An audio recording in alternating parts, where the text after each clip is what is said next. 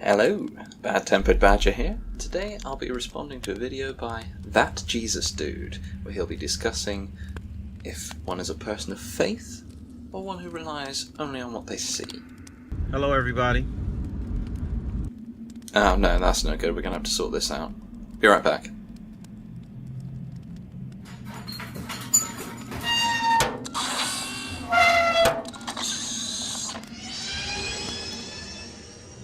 Sorry about the lack of light, but I had a message that I wanted to share, and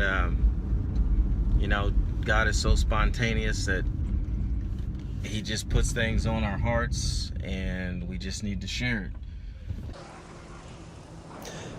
That's much better. Now, it's nice of you to attribute every good idea you come up with to God. It really saves God having to show up himself and actually do anything to prove he exists. But I was thinking about faith, and the Bible describes faith as Hebrews 11:1 says that faith is the substance of things hoped for, the evidence of things not seen. So in other words, there's an actual real something that we have hope in, but we cannot see it.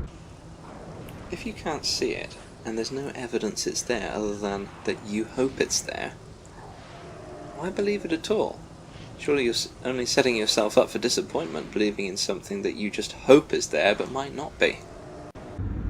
So it's the substance of things hoped for, but the evidence of things not seen.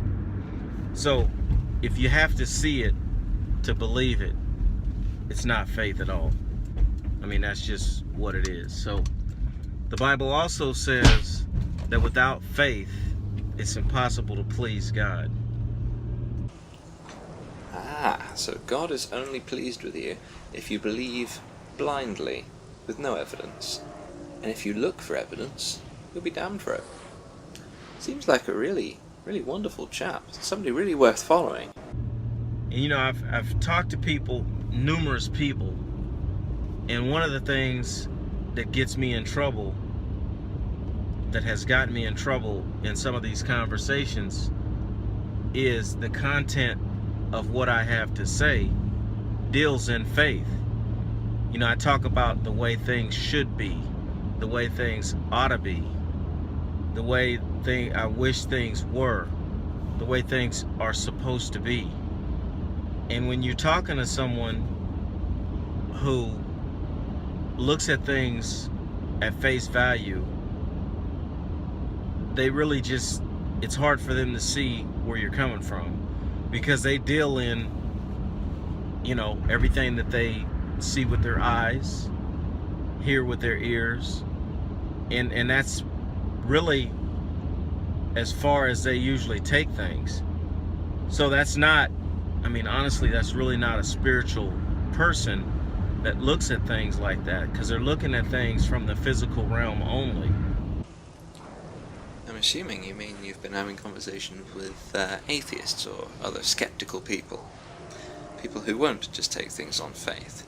So when you say, this is how things should be, or how things ought to be, they'll ask, how do you know? What are you basing that on? When you say, they're not thinking about it spiritually, they'll say, well, do you have any evidence that a spiritual world, or spirits, or a spiritual realm exists at all?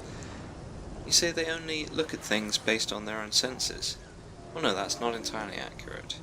A skeptical person can infer things based on credible evidence, but they won't infer things based on faith, something that they have no evidence for. They will assume nothing beyond what they can demonstrate to be correct. It's part of the fundamental split between the theistic and atheistic ways of looking at things. Theists look at them top down, thinking this is how things are meant to be, whereas atheists look at things from the bottom up, thinking this is what I know and this is what I infer from that knowledge. And so I know they may not, when you talk to a person like that, they may not come out and say that they trust themselves, but I mean that's exactly what they're saying. They're saying that the way that they come to conclusions, the way that they make decisions, is based on everything to do with themselves. I mean that's what it is. If you rely on what you see, what you hear, and then you take that in, and that's what you rely on to come to a conclusion, then basically you're the center of the universe. I mean, in your eyes, you're the center of the universe. Nah, not really. A skeptical person doesn't rely on... Hey! Assholes don't know how to drive. This is why recording videos in your cars is a stupid idea. Anyway, a skeptical person doesn't use internal feelings of whether they feel good about something to decide what to believe, nor do they use the teachings of an ancient story. They look at the available evidence, evaluate it, and use that to establish what is true and what is not. But the Bible says that the heart, above all things, is deceitful and desperately wicked. So the heart of man, in and of itself, by itself, without the intervention from God, is deceitful above all things, and it's desperately wicked. So my point is that our hearts, without the intervention from God, are unreliable to make sound decisions and come to the right conclusion. Well, it's a good thing that the heart's used for pumping blood, not thinking then, isn't it? Dealing with your point there, without any way of demonstrating that God exists, that God is morally good, and that God is communicating with you, you don't have any more certainty than I do. You just have the false feeling of certainty, which opens you up to not being able to tell when you're making an error.